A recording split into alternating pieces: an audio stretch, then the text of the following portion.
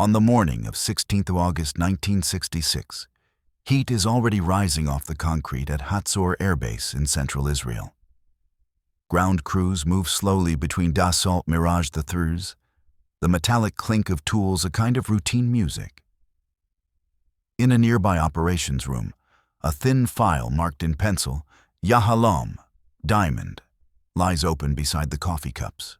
One of the officers smooths its worn edge with his thumb for the third time that hour. 2 years earlier, the head of the Israeli Air Force had given a simple order later paraphrased in intelligence histories as, "Get me a MiG-21." The Soviet jet now rules Arab skies from Egypt to Iraq. Outside, the light is ordinary.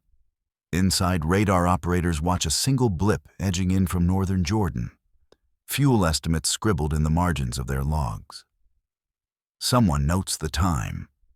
No one writes down the cost. The file stays open on the table.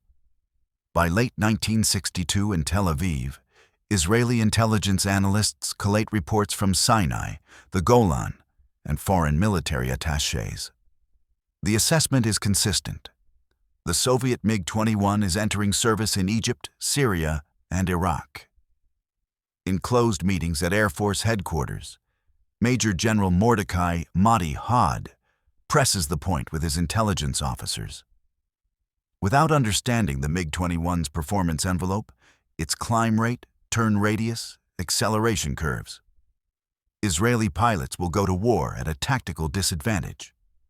Western intelligence has fragments. Soviet technical manuals translated in Washington, photographs from distant airfields, performance estimates derived from radar tracking. But no one in the West has flown one. On Rokach Boulevard, in a modest Mossad office where typists work behind frosted glass, the first Yahalom file is opened. Inside, translated Soviet technical notes, intercepted Arab press clippings noting deliveries to Cairo and Damascus, and a typed summary of a new operational concept. The idea is direct and dangerous, not to steal blueprints or bribe a Soviet engineer, but to recruit an Arab pilot and bring a whole aircraft across a border in flight. The first attempt begins in Cairo in 1962. Mossad agent Gene Thomas, operating under commercial cover, reaches out to Egyptian pilot Adib Hanna. The offer is substantial: money, asylum, a new identity if Hanna flies his MiG-21 to Israel. Hanna reports the approach to Egyptian security. Within weeks, Thomas and several associates are arrested, interrogated, and tried for espionage. In December 1962, they are executed. The thin file in Tel Aviv gains its first black-edged page. Someone writes in the margin, "Egypt, failure, severe losses." The cause and effect is immediate. The price of failure is not strategic delay, but human death. Another note, preserved in later memoirs, appears near the bottom of the summary. Try again. Different ground. On paper, Operation Diamond is still just a code name and a dead agent's summary. The necessity is clear. Israeli pilots need to understand the MiG-21 before they face it in combat. But the method remains unresolved. The file stays open on a Tel Aviv desk, waiting for a second chance that will come from a different Arab capital entirely. In 1964, in Tehran, Israel still maintains a diplomatic mission and covert intelligence presence, despite the complexities of regional politics. One afternoon in early autumn, a message is logged from a local contact identified in open accounts only as Yusuf, a Jewish Iraqi who has worked since childhood as a servant to a Maronite Christian family in Baghdad. His contact report, submitted through an intermediary, is brief but explosive in its implications. A relative by marriage, Yusuf reports, is a pilot in the Iraqi Air Force. He flies the MiG-21, and he is deeply unhappy. The note lists specific grievances compiled from overheard family conversations. The pilot is an Assyrian Christian in a Muslim-dominated officer corps. repeatedly passed over for promotion despite his skill. He is allowed to fly only with restricted fuel loads, a precaution against defection that he understands perfectly. Most troubling to him, according to Yusuf's account, are the orders to attack Kurdish villages in northern Iraq, missions that have left him morally shaken. The note is translated from Farsi, carbon copied, and placed into the slightly thicker Yahalom file in Tel Aviv. An analyst underlines one sentence. He does not believe in what he is ordered to do. The pilot's name enters the intelligence record for the first time.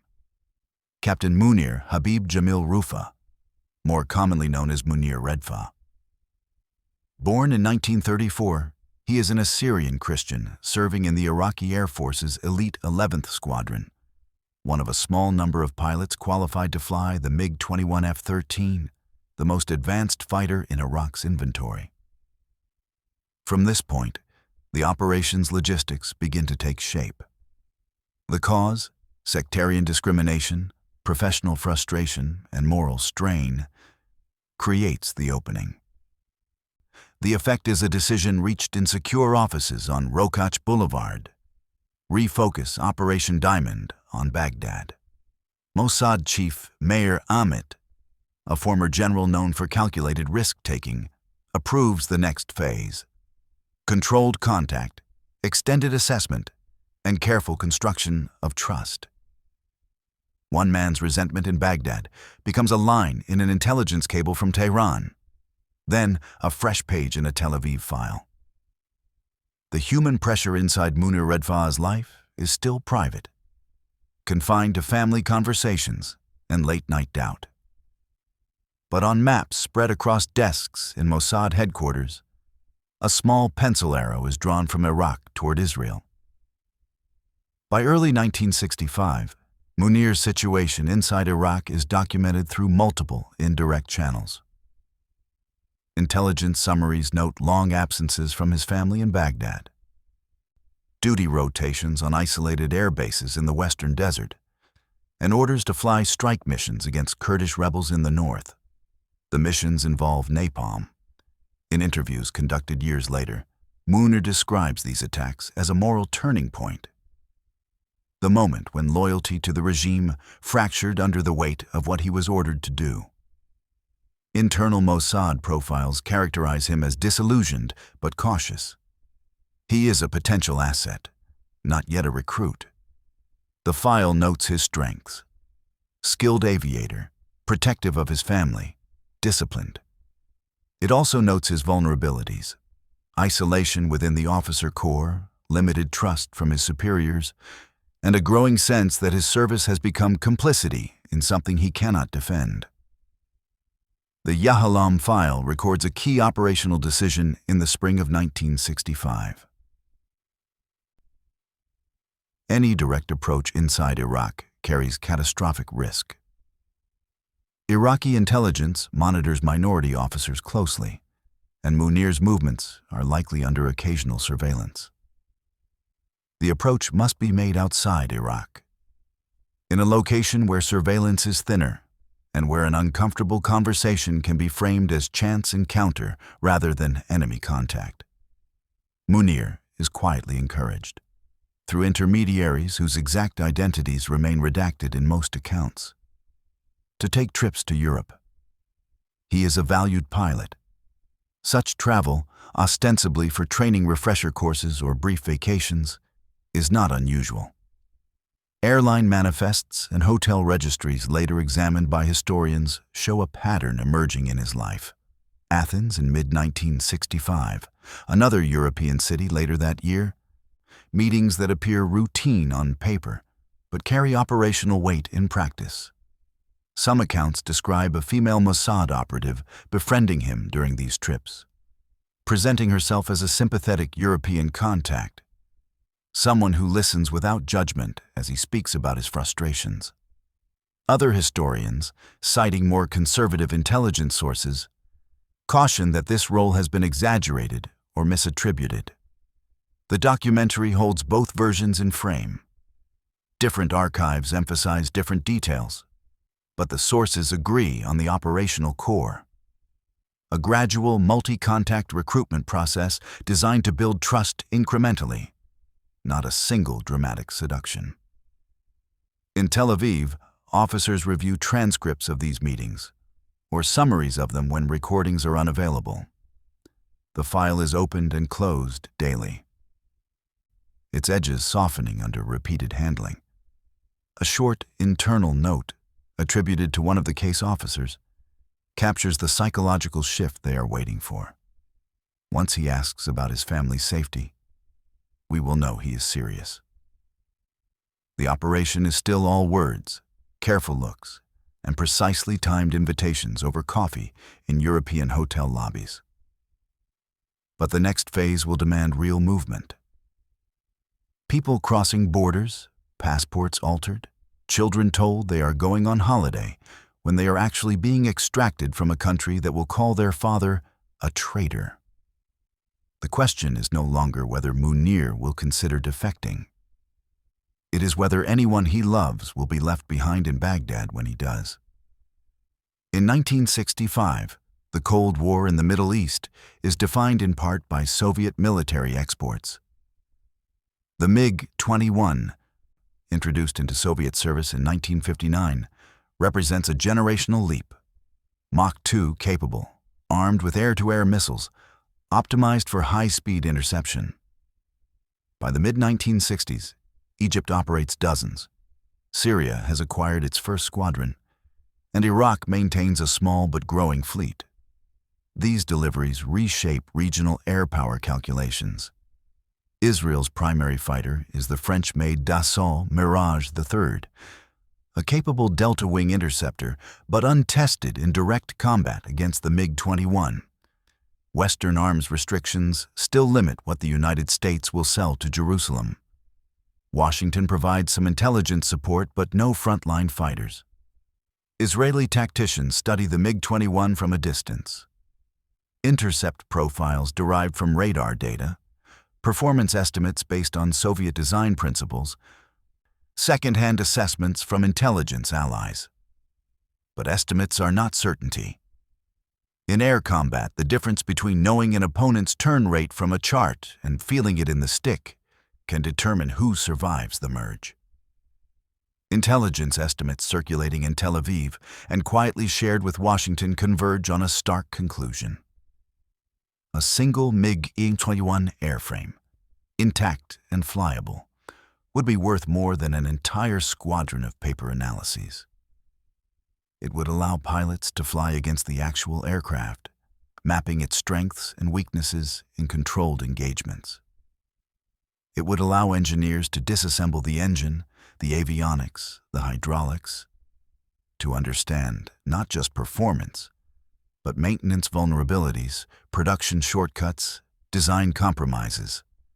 And it would provide diplomatic leverage, a tangible demonstration to Western allies that Israel possessed capabilities Moscow preferred to keep opaque. The human story of Operation Diamond unfolds against this strategic necessity. Every choice, every betrayal, every risk taken by operatives and their target is driven by a machine whose capabilities are written in speed, altitude, and climb rate, but whose shadow is measured in the lives it might save or take in a future war. In 1965, at an Iraqi air base not far from Baghdad, daily operations logs record sorties by the 11th Squadron. The entries are routine: training flights at dawn, readiness drills in midday heat, and periodic missions north toward areas where Kurdish forces operate against the central government. Among the pilots listed in these logs is Captain Munir Redfa, one of the few officers in Iraq qualified to fly the MiG-21 F-13. From later interviews and intelligence histories, a composite picture emerges. As an Assyrian Christian, Munir occupies a precarious position. He is trusted enough to fly the regime's most advanced jet, a mark of his skill and the Air Force's need for experienced pilots. Yet, he is never fully accepted. Promotion boards favor Muslim officers. His fuel loads are monitored more carefully than those of his peers. A quiet acknowledgement that defection is considered a risk. He lives much of the year separated from his family, assigned to remote bases where surveillance is easier. Flight logbooks described in secondary accounts reveal patterns.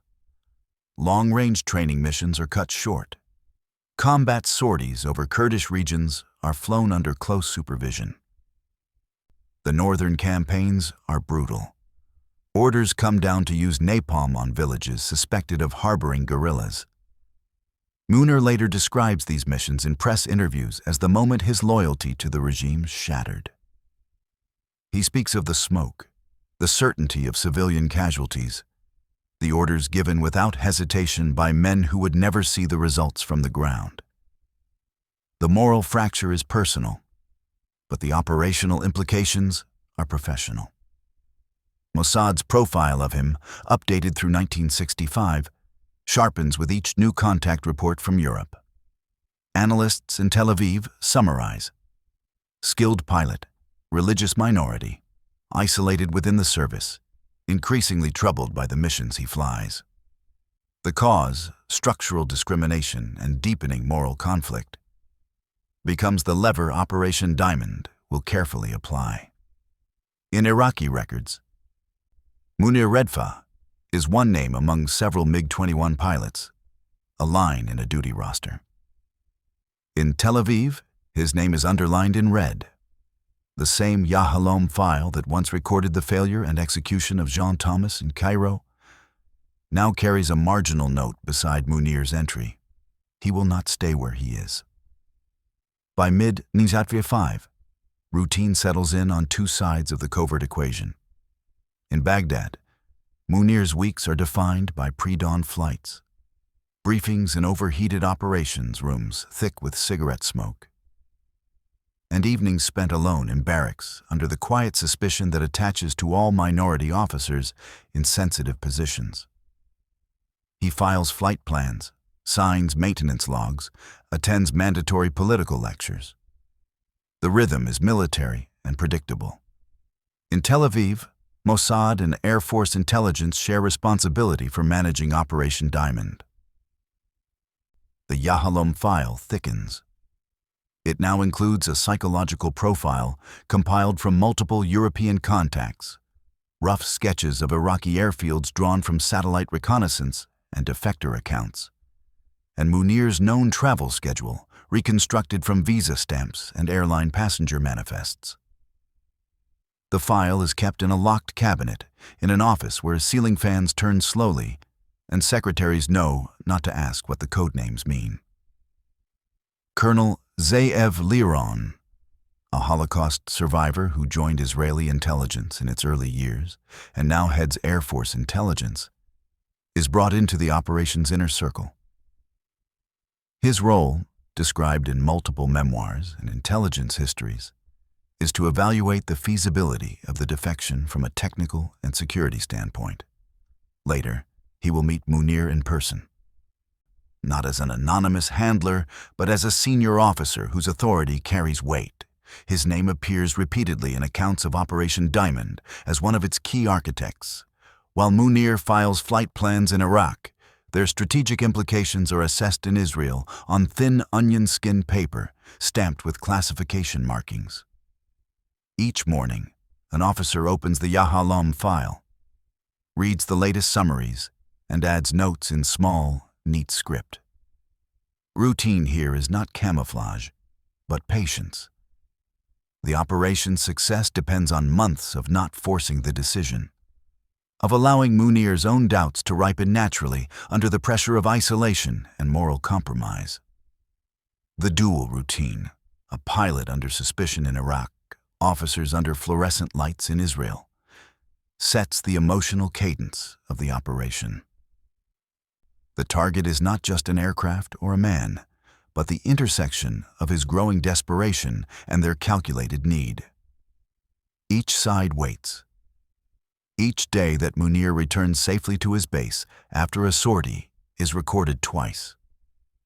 Once in Iraqi operations logs as a mission completed, once in Mossad summaries as another day, he has not yet risked everything. The file stays open. The next phase will begin turning parallel lives into a single converging path. In 1965 and into early 1966, the operational center of gravity shifts to Europe. Munir is permitted by Iraqi authorities to travel abroad, a privilege that reflects both his value as one of the few MiG-21 pilots and their confidence that his family ties in Baghdad will prevent defection. He travels to Athens. He visits at least one other European city, the exact location remaining vague in most public accounts. In hotel rooms and quiet cafes, he meets people he believes at first to be sympathetic foreign contacts, perhaps business people or expatriates who understand the difficulties of serving in a volatile military structure. One of them is an Israeli intelligence officer. Another is Ze'ev Liron. In one meeting, in a European hotel room with late afternoon light filtering through half-closed curtains, Munir is finally presented with the full proposition. The preamble is brief. The offer is clear. Fly your MiG-21 to Israel. In exchange, he will receive money sufficient to start a new life, Israeli citizenship, and employment. His wife and children will be resettled. The state will ensure their security. Munir's response, consistent across multiple accounts, is immediate and non-negotiable. He will not defect unless his family and close relatives are taken out of Iraq first. He will not leave them behind to face the regime's vengeance. The negotiation is not about money or guarantees of safety for himself. It is about Betty, his wife, their 2 young children, his elderly parents, and others whose names appear in intelligence cables but are rarely published in open sources. In some versions of the story, Mossad chief Meir Amit observes one of these meetings through a door left slightly ajar, preferring to watch rather than participate directly. Notes later attributed to Amit's briefings describe how Munir spoke more about his children's futures than about financial compensation, how his conditions were framed not as demands, but as moral lines he would not cross. An extraordinary decision is approved. Munir will be brought secretly to Israel before the actual defection. He will see the airbase where he will land. He will meet Madi Had, the Air Force commander who first ordered, "Get me a MiG-21." He will understand that the operation is not theoretical, but fully prepared. This step, flying a potential defector into the country he has not yet served, showing him the infrastructure and faces that will support his arrival, is unprecedented. It reflects both confidence in his commitment and urgency to eliminate last-minute doubts that might abort the mission. In European hotel registers, these meetings look like any other business trip. One Iraqi officer, several brief stays, early departures. In the Yahalom file, they mark the transition from persuasion to planning. The next pages will not be about changing Munir's mind. They will be about moving his family across borders before he moves the MiG across the sky. From late 1965 into the first half of 1966, Operation Diamond's focus narrows to a single objective: removing Munir Redfa's family from Iraq. The file grows thicker with lists. Names are typed and retyped. Betty, his wife, their 2 young children whose ages make them dependent and vulnerable, his parents, elderly and less mobile, and other relatives whose presence in Baghdad represents both emotional ties and operational risk. Each name is paired with a plan: air route, ground exfiltration through remote border crossings, or cover stories designed to explain sudden absences. The most documented element involves Betty and the children. They are persuaded, through communications whose exact method remains unclear in open accounts, to travel to Paris. Betty is told the trip is a summer holiday, a chance to see Europe and escape Baghdad's suffocating heat. Munir does not tell her the full truth beforehand. This decision, to move his family under false pretenses, is noted in intelligence histories as a source of deep personal conflict for him, a moral compromise required by operational security.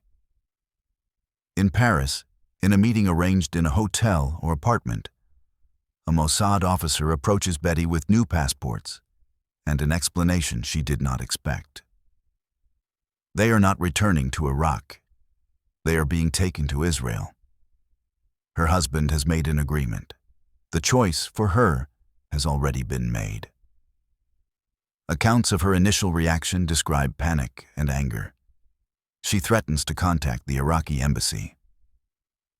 She demands to speak with Munir. Gradually, through a combination of reassurance, explanation of the danger they would face if they returned, and confirmation that Munir himself authorized the plan, she accepts. The children, too young to understand the geopolitical implications, are told they are going somewhere new. Other family members are moved overland. The route is more dangerous. They are taken toward the Iranian border, traveling in vehicles whose ownership is not recorded in any file that has been declassified. At the border, in remote mountainous terrain, they are met by Kurdish guerrillas.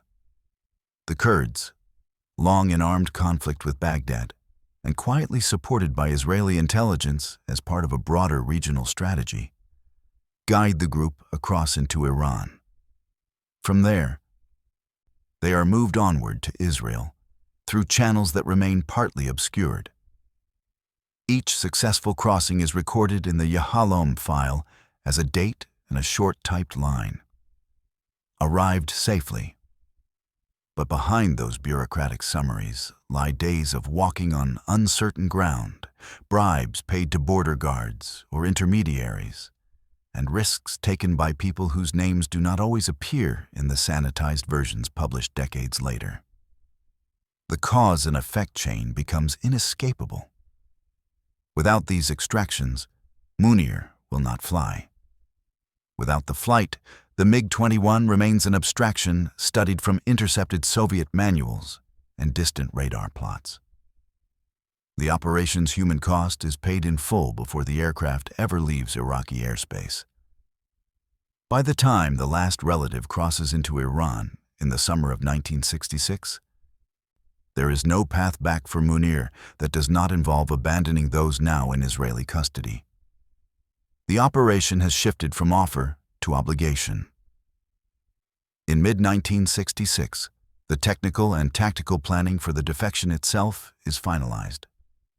Munir is brought covertly to Israel. The exact route he takes remains vague in most published accounts. Some suggest travel through a third country under false documentation. Others imply a more direct clandestine flight. What is consistent across sources is that he arrives at an Israeli airbase, likely Hatzor, and that he meets the people who will receive him on the day of the operation. He is introduced to Major General Mahdi Had, the man whose 1962 order set Operation Diamond in motion. He meets Zeev Liron and other officers who have spent years managing the file that now bears his name. He walks the runway where he will land. He is shown emergency procedures, communication protocols, and the Israeli fighters that will escort him once he enters their airspace. The visit is intended to eliminate uncertainty, to transform a theoretical plan into tangible reality.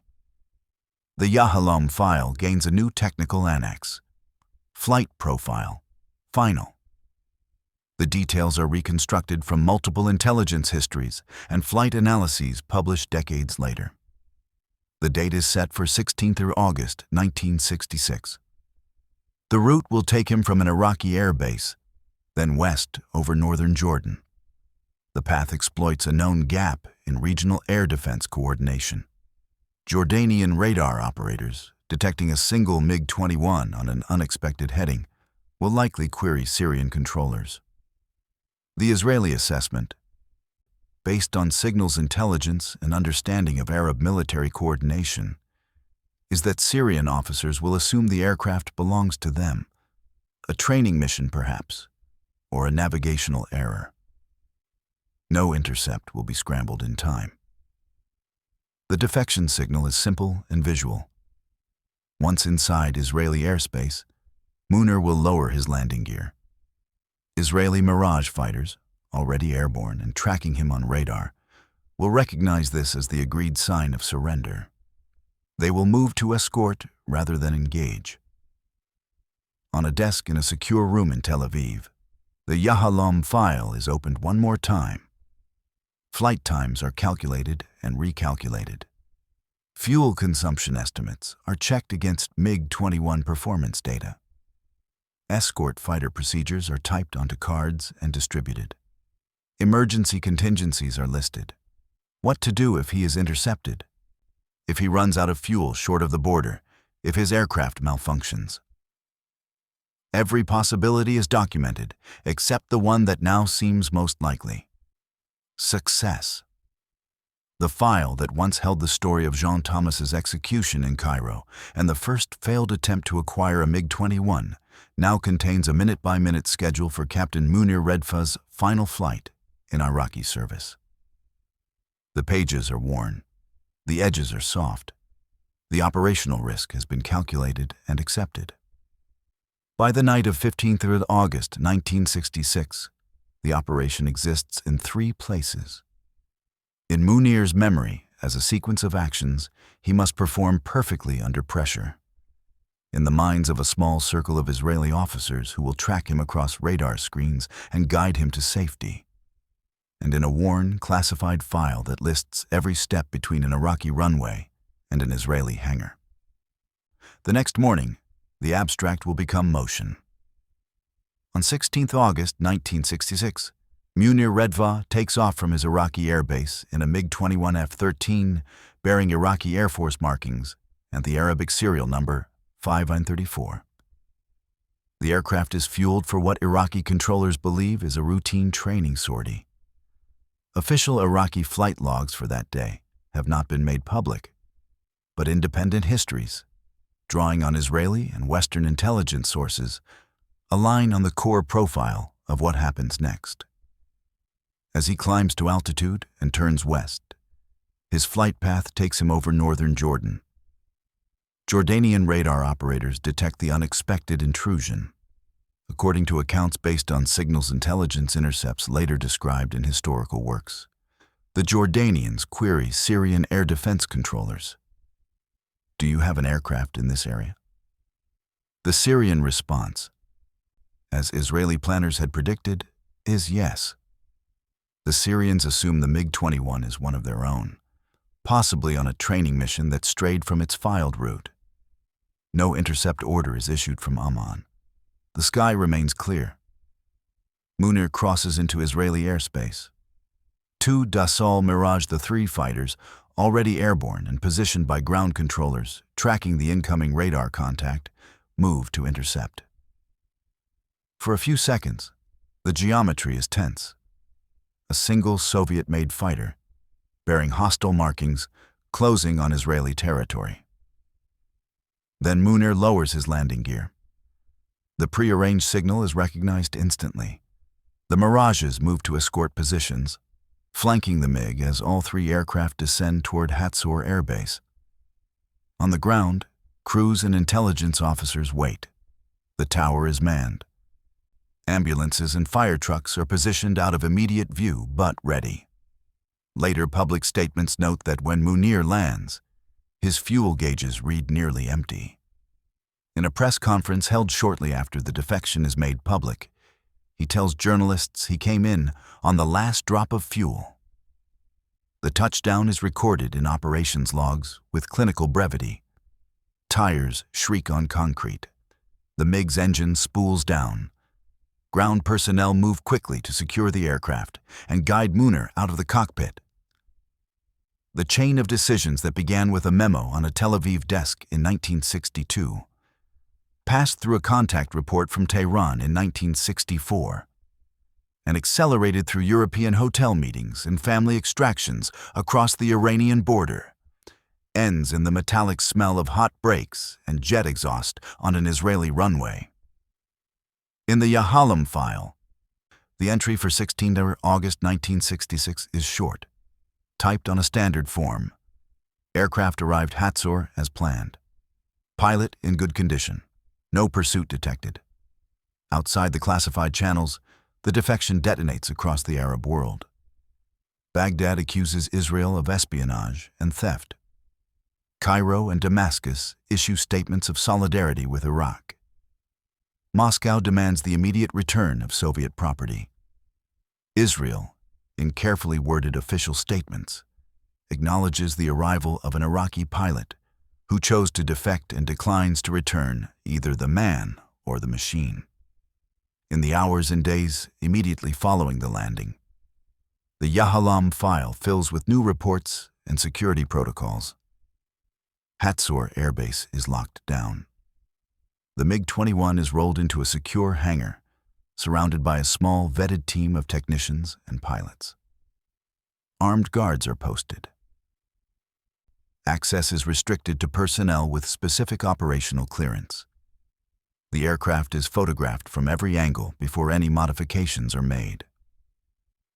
Initial attempts are made to keep the defection fully secret, but the operational reality makes this impossible.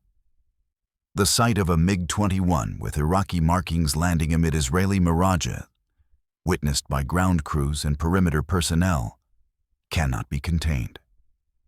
Within 48 hours, Israeli newspapers carry headlines about an Iraqi pilot who has defected with his Soviet-built fighter. Foreign wire services pick up the story. Baghdad denies it briefly, then shifts to outrage.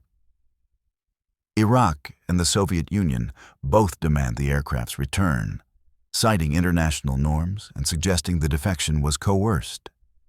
Israel refuses. The MiG is quickly repainted. Iraqi camouflage and serial numbers are removed. New markings are applied. The Star of David and the tail number 007. A choice later attributed in aviation histories to the operation's audacity and the intelligence value of the prize. A winking reference to fictional espionage. Inside secure rooms at Air Force Intelligence and Mossad headquarters, debriefings of Munir Redfa begin. The sessions are methodical. He is questioned about Iraqi Air Force tactics, the layout of bases he has flown from, the training routines of MiG-21 squadrons, the presence and behavior of Soviet advisors, and the performance characteristics of the aircraft as experienced by someone who has flown it in combat conditions. His answers are typed, cross-referenced against existing intelligence, and filed. The Yahalom dossier expands again. Diagrams of airfields drawn from memory, names of squadron commanders, maintenance procedures, fuel quality issues, even the personal habits and political reliability of fellow pilots. The cause and effect now extends beyond bilateral relations. By publicly holding both the aircraft and the pilot, Israel signals to Moscow and its Arab clients that their most advanced military hardware is no longer an opaque advantage. The mystique of the MiG-21, fast, modern, Soviet, is punctured. Western intelligence agencies take note. Washington, which has provided quiet support to Israel's efforts, gains access to information it could not have acquired otherwise. For Munir Redfa, the landing at Hatzor marks the end of one form of danger and the beginning of another. He is now a defector. A man whose face and name are known, whose former colleagues in Iraq will regard him as a traitor, and whose family's escape ensures that Baghdad's anger will be both personal and enduring. He is safe in the immediate sense, inside Israeli borders, protected by the state that orchestrated his defection. But he has traded one kind of surveillance for another, one kind of isolation for a different one. The file is updated daily. The MiG sits in its hangar. The next phase will involve not politics, but engineering, stripping 07 down to its bolts, understanding how it flies, and teaching Israeli pilots how to kill it. Within weeks of the defection, the MiG-21, now officially designated 007, is prepared for its first test flights under Israeli control. Danny Shapira, one of the Air Force's most experienced test pilots, is selected to fly it. The initial sorties are cautious. Systems checks, handling at low speed, basic maneuvers to verify that the aircraft's performance matches Soviet specifications and Munir's descriptions. Once confidence is established, the program expands. Israeli Mirage III pilots begin flying against 07 in controlled engagements. The exercises are methodical. Israeli pilots learn the MiG's strengths: exceptional climb rate, good acceleration, effectiveness at high altitude. They also map its weaknesses: limited endurance, poor rearward visibility from the cockpit, and handling characteristics that favor specific maneuver profiles. Every flight generates data. Every engagement is debriefed. Tactical recommendations are drafted and distributed to operational squadrons. The operational payoff comes quickly. On 7 April 1967, Syrian and Israeli forces clash over the Golan Heights in what becomes one of the largest air battles in the region's history. Israeli Mirage pilots engage Syrian MiG-21s in multiple dogfights. By the end of the day, Israeli forces claim to have shot down 6 Syrian MiG-21s without losing a single aircraft. Post-battle assessments, later published in military aviation journals and intelligence reviews, link the lopsided outcome directly to the training informed by 007. Israeli pilots knew how the MiG turned, where it was vulnerable, and how to force engagements into profiles where the Mirage's strengths could be exploited. Months later, in January 1968, the MiG-21's journey takes an unexpected turn. Israel quietly agrees to loan the aircraft to the United States. The jet is transported. Exact logistics remain classified, to a remote test range in the American Southwest, where it becomes part of a covert evaluation program codenamed Have Donut. U.S. Air Force and Navy pilots, many of whom will later fly combat missions over North Vietnam, train against 007 in simulated engagements. The data collected feeds into NATO tactical doctrine and broader Western understanding of Soviet air capabilities. The aircraft that once carried Iraqi serial number 534, flown by a captain troubled by napalm missions over Kurdish villages, becomes an anonymous tail number in an American evaluation report. Its journey from Baghdad to Hatzor to Nevada is tracked in technical logs, performance charts, and classified memoranda. Each entry is procedural, numerical, devoid of the human decisions that brought it across the border. By the time 007 is eventually returned to Israel and placed in a museum, it has flown under 3 flags and contributed to the training of pilots in 2 air forces.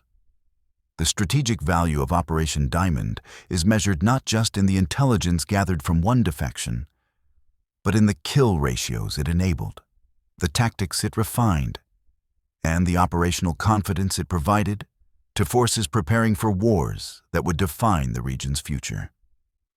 As the MiG-21-07 begins its second life in Israeli and American military service, Munir Redfa and his family start theirs as citizens of a country they had known only through covert meetings and promises made in European hotel rooms. The Israeli government provides financial support as part of the agreements made during his recruitment: housing, employment assistance, and security measures intended to protect him from potential retaliation by Iraqi intelligence. But the promises, however sincerely kept, cannot erase what has been lost. Available accounts describe the practical arrangements in positive terms. He is given work, his children are enrolled in schools, his family is materially provided for. Yet, even sources sympathetic to the operation note that the Redfas paid dearly for the defection. The cost is not financial. They are severed from extended family and community in Iraq. Some relatives who could not be extracted before the flight likely faced questioning from Iraqi security services, possibly worse. The exact fate of those left behind is not detailed in public records, but the pattern is familiar from other defection cases. Interrogation, suspicion, social ostracism at minimum. Cultural and linguistic dislocation follows them to Israel. Assyrian Christians from Iraq are a small minority in a country whose identity is Jewish and whose dominant languages are Hebrew and, for many immigrants, Arabic from different regional dialects. Munir's past as an Iraqi Air Force officer is both an asset — he is celebrated in military and intelligence circles — and a mark that sets him apart. He is the man who brought the MiG. He is also a reminder of the cost of such operations. The leverage applied to human vulnerability, the impossibility of return. In later interviews, fragments of which appear in Israeli press accounts and aviation histories, Munir speaks carefully. He frames his decision in moral terms. He could not continue flying missions that targeted civilians. He emphasizes his family's safety as the primary condition for his cooperation. He does not publicly express regret, but the weight of what he did, betraying a state, even one he had grown to oppose, is acknowledged in the careful phrasing of his words. Munir Redfa dies around 1998, reportedly from a heart attack. The exact date and circumstances are not widely published. In Iraqi narratives, the few that mention him at all, his name is often paired with the word traitor. In Israeli histories, he is more likely to be remembered as the pilot who brought us the MiG-21, a footnote in the larger story of regional intelligence operations and Cold War rivalries. The Yahalom file can be closed and archived. Lives cannot. The next and final chapter returns to where the operation now rests, preserved in a museum and in memory, silent about the choices that cannot be undone. Today, the MiG-21 that Munir Redfa flew across the border on 16th of August 1966 stands as an exhibit in the Israeli Air Force Museum. Its slender delta wings, narrow fuselage, and faded camouflage are preserved under controlled conditions. Visitors approach the aircraft from a low railing. The number 007 is still visible on the nose, slightly worn by time and multiple repaintings. A small placard explains Operation Diamond in concise, factual language. The date of the defection, the pilot's name, the aircraft's significance for Israel's security during a period of escalating regional tension. No dramatic language is used. The facts are sufficient. Somewhere in Israel's state archives, behind controlled access and periodic declassification reviews, the Yahalom file, or what remains of it, lies inside a document box on a metal shelf. It contains contact reports from Tehran dating back to 1964, internal memos from Mossad and Air Force intelligence offices in Tel Aviv, transcripts or summaries of the European meetings in Athens and elsewhere, operational plans for the family extractions, the technical flight profile for 16th August 1966, debriefing notes from Munir's first days in Israel, and eventually correspondence related to the aircraft's loan to the United States under Havdonut. Together, these pages chart a clear cause and effect sequence. One memo leads to a meeting to a series of demands to a covert extraction, an extraction to a flight, and a flight to a war fought with different tactical knowledge and changed odds. The chain is visible to anyone with access. But the file does not adjudicate. It does not claim the operation was justice or theft, heroism or betrayal. It records what was done and, in fragments, what it cost. For a documentary viewer, the final sequence mirrors the opening. A hand, perhaps belonging to an archivist, decades after the operation, smooths the edge of the file before returning it to the box. The camera cuts to the MiG's cockpit canopy in the museum, catching afternoon light filtered through high windows. Children press against the railing, pointing. A tour guide explains the aircraft's speed and armament in a practiced monotone. No voiceover intrudes. The record shows only that it happened, and that people lived and died in its orbit. In one corner of the museum, a child presses a small hand against the protective glass near 007. On the other side of the country, in a climate-controlled archive facility, air shifts slightly as a box is pushed back into its assigned place on the shelf. The MiG is silent. The file is closed. The consequences, 5 decades later, remain in motion.